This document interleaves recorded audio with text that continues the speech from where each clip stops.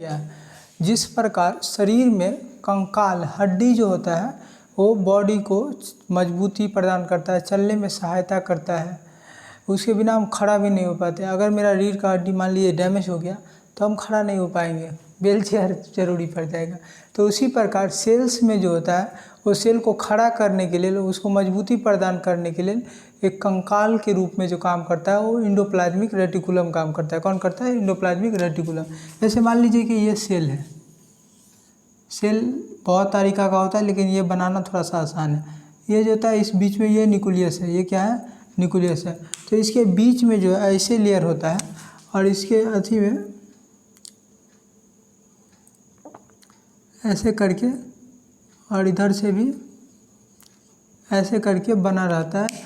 बहुत बड़ा बड़ा स्ट्रक्चर बना रहता है, चारों बल से बना रहता है। ऐसा तो एक ये यहाँ पर नहीं रहता है।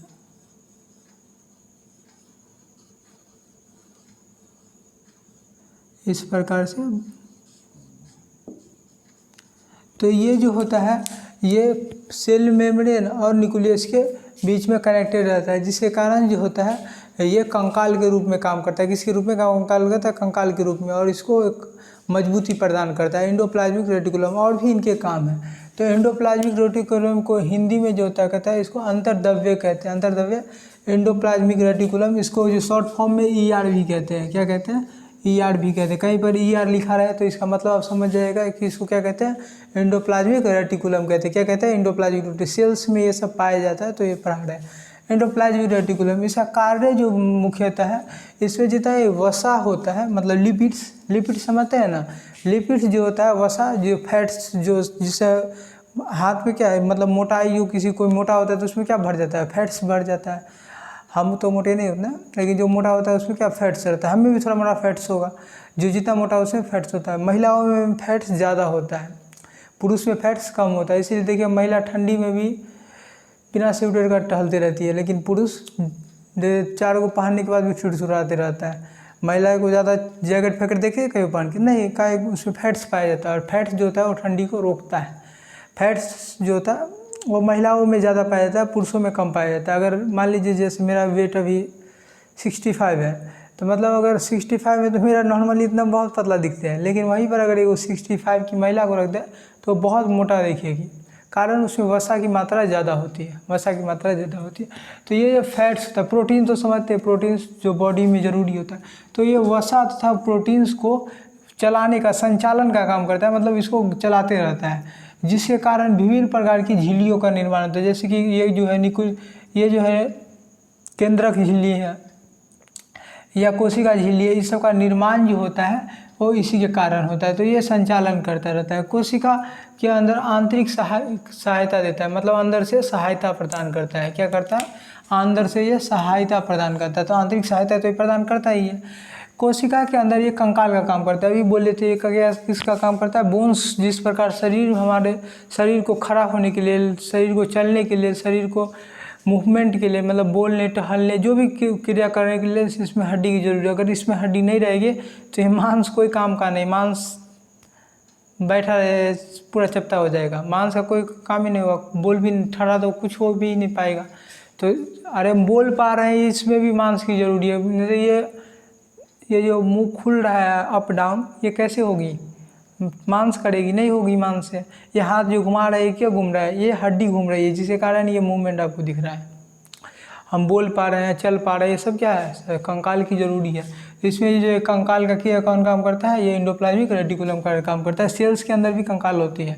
यह 2 प्रकार के होते हैं। एक होता है स्मूथ। देखिए ये वाला पर इधर वाला में कुछ नहीं पाया था। इससे छोटा छोटा छोटा छोटा छोटा छोटा ऐसे ऐसे ये बिंद का रहता है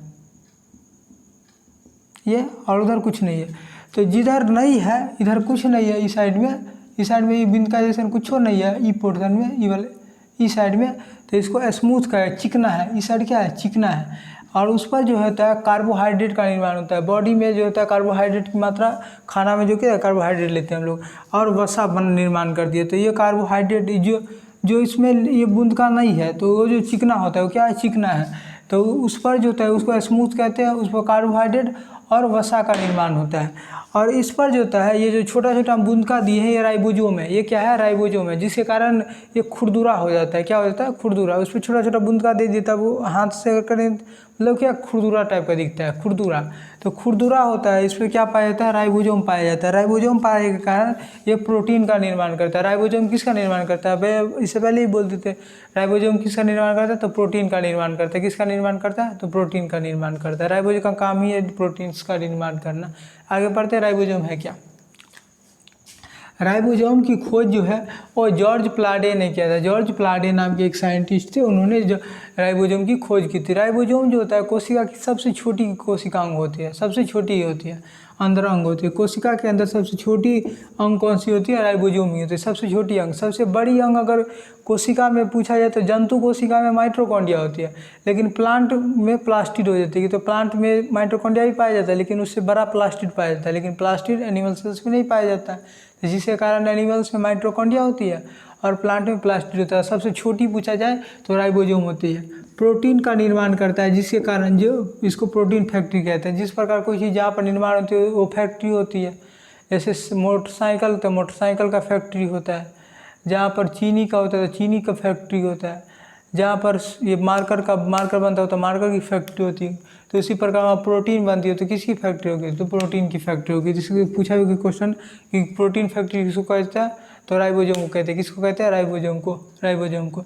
राइबोसोम्स जो होता है ये राइबो न्यूक्लिक एसिड और प्रोटीन का बना होता है। किसका होता है? आरएनए का और प्रोटीन का बना होता है। राइबो न्यूक्लिक एसिड का शॉर्ट फॉर्म होता है आरएनए। क्या होता है? आरएनए। इसका और प्रोटीन का बनता है। राइबो न्यूक्लिक एसिड और प्रोटीन का बनता है, पाया जाता है। इसमें क्या क्या ये कहाँ कहाँ पाया जाता है? ये राइबोसोम कहाँ कहाँ पाया जाता है? तो राइबोसोम जो होता है ये प्लास्टिड में पाया जाता है। ये जो होता है जैसे ये तो सेल में पाया ही जाता है, ये सेल में तो पाया जाता है, और सेल के अंदर जो होता है यहाँ पर प्लास्टिड होती है, तो इस प्लास्टिड के अंदर भी ये राइबोसोम पाया जाता है। एक माइटोकॉन्ड्रिया होती है, उस माइटोकॉन्ड्रिया के अंदर भी पाया जाता है। ये माइटोकॉन्ड्रिया के अंदर पाया जाता है, और ये एंडोप्लाज्मिक रेटिकुलम पर तो होता ही है। 3 जगह ज़्यादा पाया जाता है। देखिए, एक प्लास्टिड में पाई जाती है, प्लास्टिड में भी प्रोटीन बनाने की काम होती है। 70S राइबो जो आरएनए पाया जाता है तो वहाँ भी पाया जाता है, माइटोकॉन्ड्रिया में पाया जाता है, और ये एंडोप्लाज्मिक रेटिकुलम में पाया जाता है। ये 2 प्रकार की होती है। कितने प्रकार की होती है? तो ये 2 प्रकार की होती है। ये जो होता है एक 70S होता है और एक 80S होता है। एक 70S और 80S। ये जो S जो है ये सेडबर्ग यूनिट है। क्या है? इसका लिखना हो तो लिख लीजिएगा, सेडबर्ग यूनिट। ये मापने की, इस राइबोसोम को मापने की एक इकाई है। राइबोसोम को मापने की इकाई है जिसको सेडबर्ग कहते हैं। सेडबर्ग यूनिट जो होता है ये होता है। ये जो 70S होता है ये हल्का होता है और ये प्रोकैरियोटिक सेल्स में पाया जाता है। 70S जो होता है ये हल्का होता है और ये किसमें पाया जाता है? प्रोकैरियोटिक सेल्स में। ये जो होता है इसका स्ट्रक्चर होता है, तो इसमें एक 30S होता है, एक 50S होता है। तो 30S और 50S जोड़िएगा तो 80S हो जाएगा, लेकिन जोड़ना नहीं है। ये दोनों मिलके कितना का निर्माण करता है? 70S का निर्माण करता है। कितना का? 70S का निर्माण करता है। और इसमें एक पाया जाता है 80S। 80S भारी होता है और ये यूकैरियोटिक सेल्स में पाया जाता है। किसे पाया जाता है? यूकैरियोटिक सेल्स में पाया जाता है। इसमें ऊपर में 40S होता है, नीचे में 60 होता है। नीचे वाला को लार्ज सब यूनिट कहते हैं, ऊपर वाला को स्मॉल सब यूनिट कहते हैं। मतलब जो बड़ा है उसको बड़ा सब यूनिट और छोटा वाला को छोटा सब यूनिट।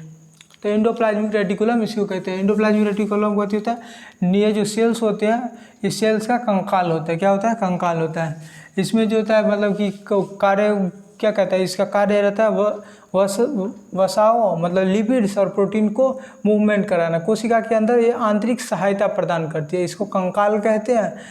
ये 2 प्रकार की होती है, एक स्मूथ होती है। देखिए ये वाला पोर्शन जो जिधर बूंद काम नहीं दिए हुआ स्मूथ है, तो उस पर कार्बोहाइड्रेट तथा वसा का निर्माण होता है। और ये जो खुरदुरा वाला पोर्शन होता है जो इसमें हम बूंद का दे दिए वो राइबोसोम पाया जाता है। और खुरदुरा इसीलिए होता है कि उस पर राइबोसोम पाया जाता है, जिसके कारण वहाँ प्रोटीन का निर्माण होता है। राइबोसोम होता क्या है?